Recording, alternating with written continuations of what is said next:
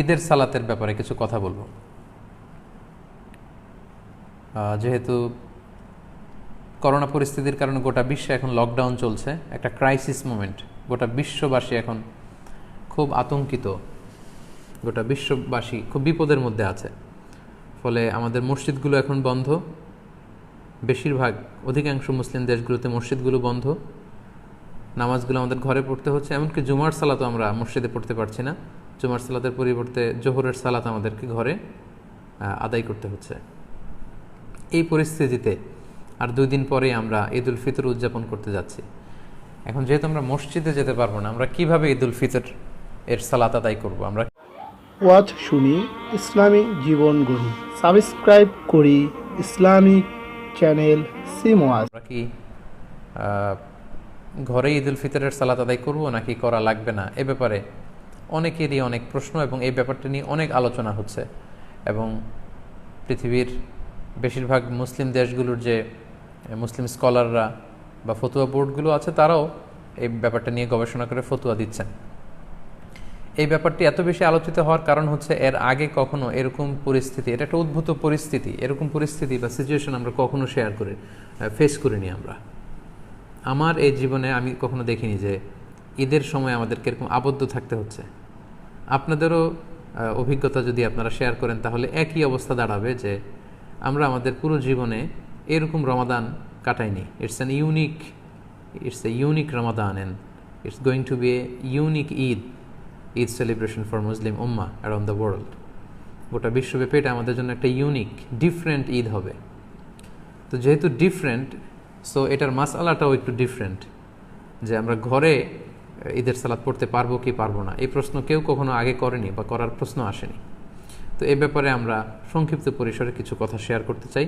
প্রথমে আমরা বলবো যে ঈদের সালাতের হুকুমটা কি, এ ব্যাপারে আমরা জেনে নিই।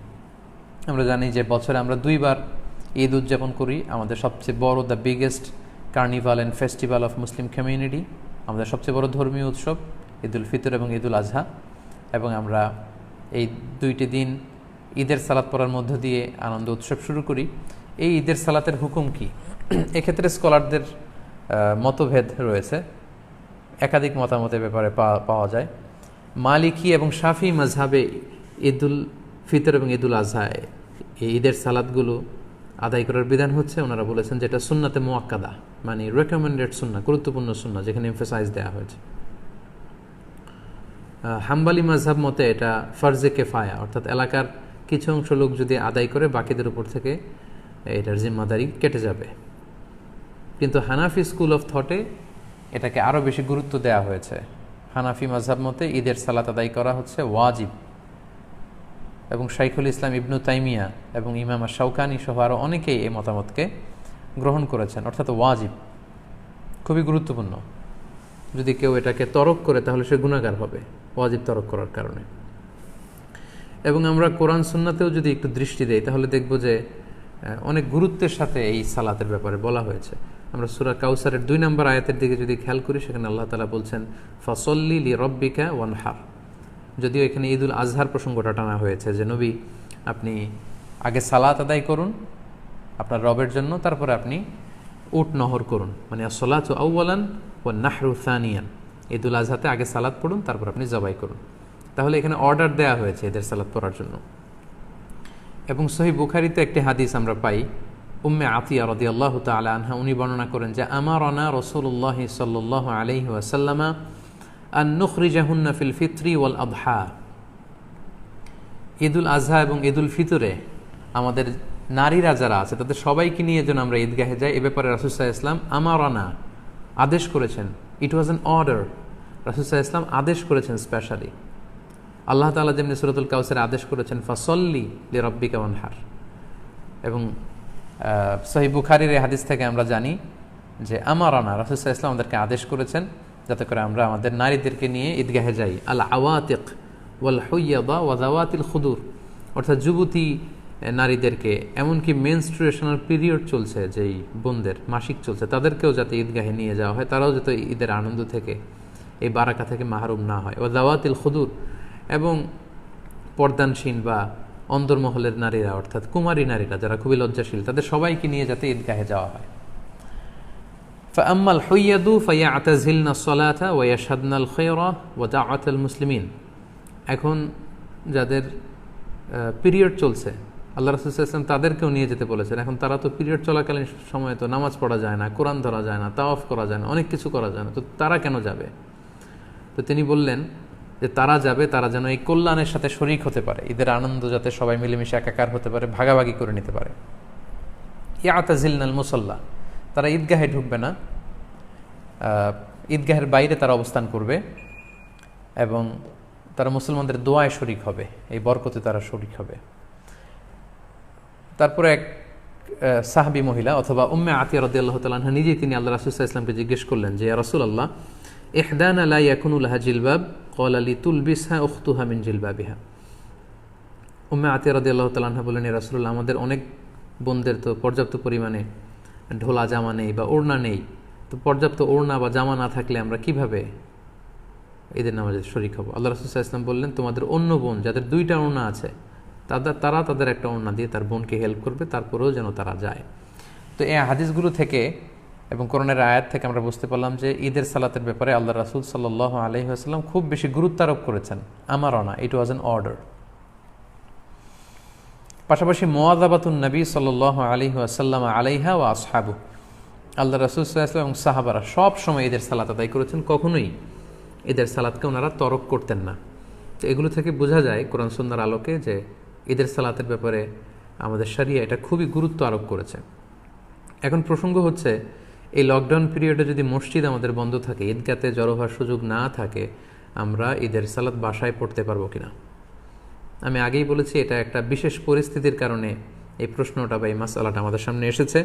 এর আগে সাধারণত আমরা এ জাতীয় প্রশ্নের সম্মুখীন হইনি। এটা একটা উদ্ভূত পরিস্থিতির কারণে এই কোশ্চেন সব জায়গায় রেইজ হচ্ছে। তো এই প্রশ্নের উত্তর দিতে গেলে আগে আমাদের জানতে হবে যে যখন আমাদের পরিস্থিতি স্বাভাবিক ছিল বা যখন স্বাভাবিকভাবে ঈদগাহে যে ঈদের নামাজ পড়া যায়, মসজিদে জামাতে শরীক হওয়া যায়, তখন যদি কেউ ঘুম থেকে দেরিতে ওঠার কারণে বা কোনো কারণে ঈদের জামাতে শরীক হতে না পারে, তাহলে সেই ব্যক্তি কি পরবর্তীতে একা একা ঈদের সালাত আদায় করতে পারবে? এটার উত্তরটা আমরা জেনে নিলে এই পরিস্থিতিতে আসলে আমাদের কি করা উচিত হবে এটা আমরা খুব সহজেই অনুমান করতে পারবো। ঈদের সালাত কেউ যদি মিস করে, সে একা একা বা জামাতে ঘরে এসে পড়তে পারবে কিনা, এ ব্যাপারে দুইটি মত। প্রথম মত হচ্ছে মেজরিটি স্কলারদের মত, জুমহুরুল ফুকাহা, শাফিঈ, মালিকি, হাম্বলি সহ মেজরিটি স্কলারদের মতামত হচ্ছে কেউ যদি ঈদের সালাত জামাতে পড়তে না পারে, মসজিদে যদি মিস করে, ঈদগাহে যদি মিস করে, বাসায় এসে একা একা কিংবা জামাতে সে পড়তে পারবে। এটা হচ্ছে প্রথম মত। আর দ্বিতীয় মত হচ্ছে ওলামায়ে আহনাফদের মত। হানাফি মাযহাবের মতামত হচ্ছে যে না, ঈদের সালাত যদি কেউ মিস করে কোনো কারণে, ঈদগাহে যেয়ে যদি পড়তে না পারে বা মসজিদে যেয়ে পড়তে না পারে, তাহলে তার আর ঈদের সালাত পড়া লাগবে না। কেন পড়া লাগবে না? হানাফি মাযহাবের দলিল হচ্ছে ঈদের জামাতটা এটা একটা সামাজিক ইবাদত। জুমার সালাতের ক্ষেত্রে যে সমস্ত শর্ত, ঈদের সালাতের ক্ষেত্রেও একই শর্ত, তাই এটা সামাজিকভাবে পড়তে হয়। তাই জুমার সালাত যদি কেউ মিস করে, সে যেমনি ঘরে একা একা জুমা পড়তে পারে না, তাকে আলাদাভাবে 4 রাকাত জোহর পড়ে নিতে হয়, তেমনি ঈদের সালাত কেউ মিস করলে সে বাসায় এসে আর ঈদের সালাত পড়তে পারবে না বা পড়ার প্রয়োজন নেই। এটা হচ্ছে হানাফিদের যুক্তি, ওলামায়ে আহনাফদের যুক্তি। তাদের মতে এটা একটা সামাজিক ইবাদত এবং এটা সামাজিকভাবে বড় সড় পরিসরেই করতে হয়। পাশাপাশি এটার জন্য ইজনে আম শর্ত, অর্থাৎ সবার এন্ট্রি, যে কেউ চাইলে এখানে এসে অংশগ্রহণ করতে পারবে, অর্থাৎ সর্বসাধারণের প্রবেশাধিকার, এটার প্রয়োজন। তো ঘরে এসে পড়লে সে সামাজিকতাও থাকে না আর ইজনে আমের বিষয়টাও থাকে না। তাই ঈদের সালাতকে মিস করলে তার আর ঈদের সালাত ঘরে এসে পড়ার দরকার নেই। সে চাইলে চাশতের নামাজ 2 রাকাত কিংবা 4 রাকাত নামাজ সে পড়ে নিতে পারে। এটা হচ্ছে হানাফি স্কুল অফ থটের অভিমত। আর মেজরিটি স্কলারদের, জমহুরুল ফুকাহা, তাদের মতামত যদি আমরা দেখি, ওনারা বলেছেন না, যদি কেউ মিস করে তাহলে ঘরে এসে সে একাকী পড়তে পারবে। এবং তারা যে মতামত দিয়েছেন যে একাকী পড়তে পারবে, এটার ব্যাপারে একটা স্ট্রং এবং ভ্যালিড দলিল আছে। সেটা হচ্ছে সহিহ বুখারীতে একটি হাদিস এসেছে, তালিক হিসেবে উনি এনেছেন কিতাবু সলাতুল ঈদাইনের অধ্যায়ের মধ্যে। ইমাম বুখারী এটা তালিক হিসেবে এনেছেন। পাশাপাশি মুসান্নাফ ইবনে আবি শাইবাতেও এই হাদিসটি এসেছে। প্রসঙ্গটা হচ্ছে আনাস রাদিয়াল্লাহু তাআলা আনহুর প্রসঙ্গ। উনি ওনার শেষ জীবনে বাসরাতে থাকতেন, ইরাকের বসরা শহরে থাকতেন। একদিন কোনো কারণে উনি এবং ওনার ফ্যামিলি মেম্বার ঈদের জামাত ওনারা মিস করেছেন। মিস করাতে উনি বাসায় এসে সবাইকে নিয়ে ঈদের জামাত আদায় করেছেন বাসায়, এবং হাদিসটি সহিহ বুখারীতে এসেছে। আমি হাদিসটা আপনাদেরকে পড়ে শোনাচ্ছি। عن أنس رضي الله عنه أنه كان إذا فاتته صلاة العيد مع الإمام কোন এক সময় আনাস রাদিয়াল্লাহু তাআলা আনহুর যখন ইমামের সাথে ঈদগাহে ঈদের সালাত তিনি মিস করলেন, ফাউত হয়ে গেল, জামাআ আহলাহু ওয়া মাওয়ালিহি, তিনি বাড়িতে এসে ওনার ফ্যামিলি মেম্বার্সদের সবাইকে এবং ওনার আজাদকৃত যত দাস দাসী আছে সবাইকে একত্রিত করলেন। সুম্মা কামা আব্দুল্লাহ ইবনু আবি উতবাতা মাওলাহু ফায়ুসাল্লি বিহিম রাকাতাইন, তারপর ওনার আজাদকৃত দাস আব্দুল্লাহ ইবনে আবি উতবা ওনাকে বললেন যে তুমি আমাদেরকে নিয়ে ঈদের সালাতের ইমামতি করো। আব্দুল্লাহ ইবনে উতবা আনাস রাদিয়াল্লাহু তাআলা আনহুর অনুমতিক্রমে সবাইকে নিয়ে 2 রাকাত ঈদের সালাত ঘরে আদায় করলেন বাসায়। ইউকাব্বিরু ফীহিমা, এবং প্রতিটি রাকাতেই তিনি অতিরিক্ত তাকবীরগুলো দিয়েছেন। এই হাদিসটা সহিহ। তো এই হাদিসের আলোকে মেজরিটি স্কলাররা, জুমহুরুল ফুকাহারা বলেছেন, যেহেতু আনাস রাদিয়াল্লাহু তাআলা আনহুর ঈদের সালাত মিস হয়েছিল, উনি ঘরে এসে জামাতে সবাইকে নিয়ে আদায় করেছেন। এই সহিহ হাদিসের আলোকে বোঝা যায় কখনো যদি কারো ঈদের সালাত মিস হয়ে যায় ঈদগাতে বা মসজিদে, তাহলে সে ব্যক্তিও ঘরে এসে একাকী কিংবা জামাতের সাথে ঈদের সালাত আদায় করতে পারবে। এটার ভ্যালিডিটি আছে, কেননা আল্লাহ রাসূল সাল্লাল্লাহু আলাইহি ওয়াসাল্লামের খুব কাছের একজন সাহাবা এমনটি আমল করেছেন। আনাস রাদিয়াল্লাহু তাআলা আনহু, যাকে বলা হয় খাদিমুর রাসূলিল্লাহ, আল্লাহ রাসূল সাল্লাল্লাহু আলাইহি ওয়াসাল্লামের খাদেম, 10 বছর তিনি আল্লাহ রাসূল সাল্লাল্লাহু আলাইহি ওয়াসাল্লামের খেদমত করেছেন। আল্লাহ রাসূল সাল্লাল্লাহু আলাইহি ওয়াসাল্লামের চিন্তা, চেতনা, অ্যাটিটিউড সম্পর্কে তিনি খুব ভালো জানতেন, এবং সেগুলোর আলোকেই তিনি সিদ্ধান্ত নিয়েছেন যে মসজিদে মিস হলে এটা ঘরে পড়া যায়। এই দলিলের আলোকে মেজরিটি স্কলাররা বলেছেন পড়া যাবে। তো এখন এই লকডাউন পিরিয়ডে যেহেতু আমাদের মসজিদ বন্ধ, আমাদের অবস্থাটা অনেকটা এমনই যে আমরা ঈদগাহে যে জামাত পড়তে পারছি না। অনেকটা আনাস রাদিয়াল্লাহু তাআলা আনহুর এই ঘটনার সাথে কেয়াস করেই এখন আমাদেরকে সলিউশন খুঁজে নিতে হবে। তাহলে সলিউশনের ক্ষেত্রে 2টা দিক আমাদের দাঁড়ালো। হানাফি স্কুল অফ থট অনুযায়ী এটা একটা সামাজিক ইবাদত, এটাকে সামাজিকভাবে বড় সড় পরিসরে ঈদগাহে আদায় করতে হয়, এবং এটাতে ইজনে আম থাকতে হয়, সর্বসাধারণের প্রবেশাধিকার লাগে। এগুলো যদি না পাওয়া যায় তাহলে ঈদের সালাতের যে গুরুত্ব সেটা থাকে না, ফলে তার বাড়িতে এসে আর পড়ার দরকার নেই, 2 রাকাত 4 রাকাত নামাজ পড়ে নিলে হবে, নফল নামাজ। আর অন্যদিকে জুমহুরুল ফুকাহা, মেজরিটি স্কলারদের মতামত হচ্ছে যে না, কেউ মিস করলে বাসায় এসেও পড়তে পারবে, কেননা আনাস রাদিয়াল্লাহু তাআলা আনহু শুধু একাই পড়েননি, মুনফারিদান না, তিনি জামাতের সাথে সবাইকে নিয়ে পড়েছেন। এখন আমরা কি করব? আমরা কি ঈদের সালাত তরক করব, নাকি 2 রাকাত আমরা সালাত আদায় করব? সম্মানিত শুধু এই দীর্ঘ সময়ের বিশ্লেষণ শেষে আপনাদের কাছে আমি আমার ব্যক্তিগত অভিমতটুকু পেশ করতে চাই যে বর্তমানে যেহেতু এটা একটা কন্টেম্পোরারি মাসআলা, এবং আরব বিশ্বসহ পৃথিবীর বেশিরভাগ মুসলিম দেশের যে ফতুয়া বোর্ড, ওনাদের মতামত হচ্ছে যে আপনারা যেহেতু বাইরে যে ঈদের সালাত পড়ার সুযোগ নেই, আপনারা ঘরে ঈদের সালাত আদায় করুন। যেহেতু আনাস রাদিয়াল্লাহু তাআলা আনহু এমনটি করেছেন, এবং সেটার আলোকেই আমরা এই সিদ্ধান্তে উপনীত হতে পারি যে আমরা চাইলে আমাদের ঘরে ঈদের সালাত একা একাও আদায় করতে পারবো, জামাতের সাথেও আদায় করতে পারবো। আমরা জানি যে ঈদের সালাত ঈদের দিনের আনন্দকে অনেক গুণ বাড়িয়ে দেয়।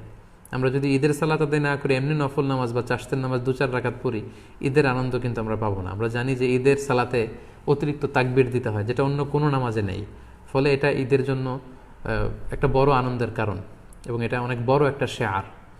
যেহেতু সহিহ হাদিস এখানে পাওয়া যাচ্ছে এবং মেজরিটি স্কলারদের মতামত পাওয়া যাচ্ছে, সেটার আলোকে আমরা চাইলে কিন্তু ঈদের সালাত আদায় করতে পারি। কারণ হানাফি মাযহাবে কিন্তু এমন বলা হয়নি যে আপনি যদি ঈদের সালাত আদায় করেন ঘরে এসে আপনার গুনাহ হবে, বরঞ্চ হানাফি মাযহাবে এটাও সাজেস্ট করা হয়েছে যে ঈদের সালাত পড়া লাগবে না, বরং 2 রাকাত চাশতের নামাজ অথবা 4 রাকাত নফল নামাজ পড়ুন। তো সেক্ষেত্রে আপনি ঈদের সালাতে আদায় করেন, যেহেতু সহিহ হাদিসে সাহাবীর আমল দ্বারা এটা প্রমাণিত, মেজরিটি স্কলাররা বলেছেন।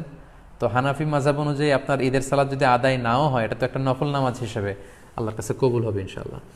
তাই এই মতামতগুলোর আলোকে আমার হাম্বল সাজেশন হচ্ছে আপনারা ঘরে একাকী কিংবা জামাতে ঈদের সালাত আদায় করুন।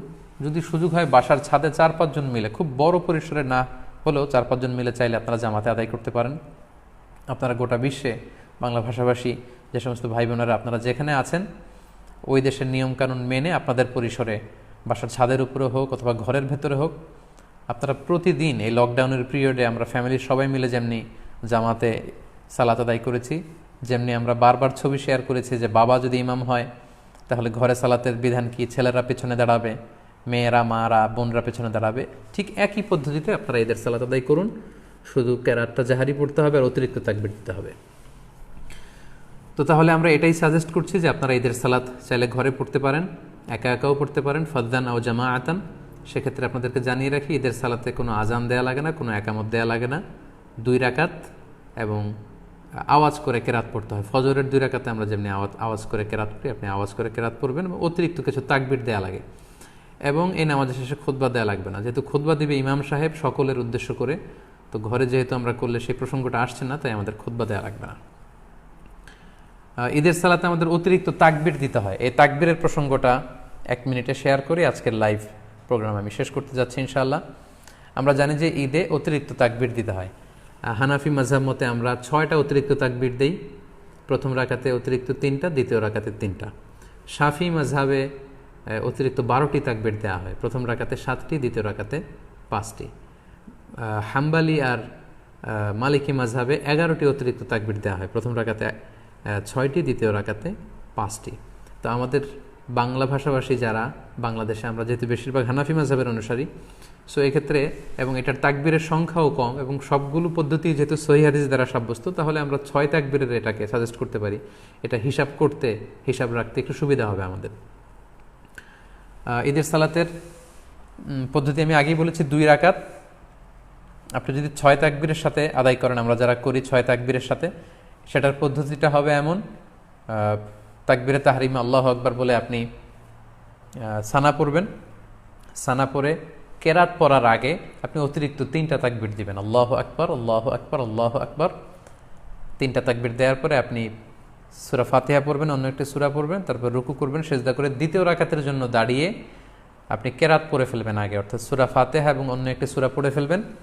রুকুতে যাওয়ার আগে আপনি অতিরিক্ত 3টি তাকবীর দিবেন, আল্লাহু আকবার, আল্লাহু আকবার, আল্লাহু আকবার, এবং চতুর্থ তাকবীর দিয়ে আপনি রুকুতে যাবেন। এভাবে 6টি অতিরিক্ত তাকবীর দেওয়ার মধ্য দিয়ে কিন্তু আমরা খুব সহজেই আমাদের বাসায় ঈদের সালাত আদায় করতে পারবো এবং ঈদের সালাত আদায় শেষে আমাদের খুতবা দেওয়ার কোনো প্রয়োজন নেই। সম্মানিত শুধু আশা করছি এই লকডাউন পিরিয়ডে কীভাবে আমরা ঈদের সালাত আদায় করব এ ব্যাপারে সম্যক একটি ধারণা আপনারা পেয়েছেন।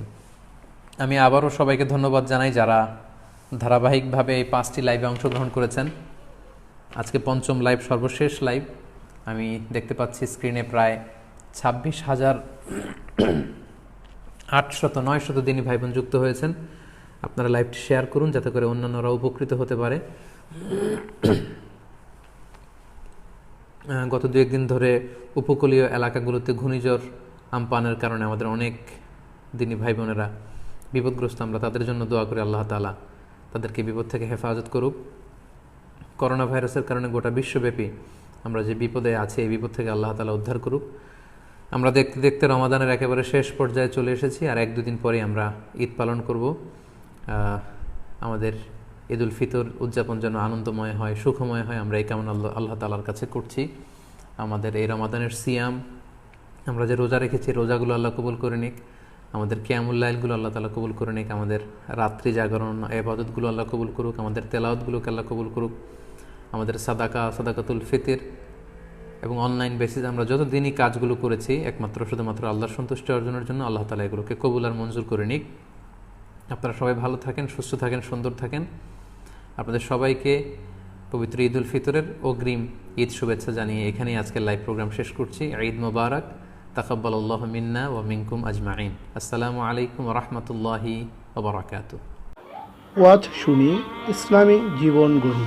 সাবস্ক্রাইব করি ইসলামিক চ্যানেল সিমওয়াজ।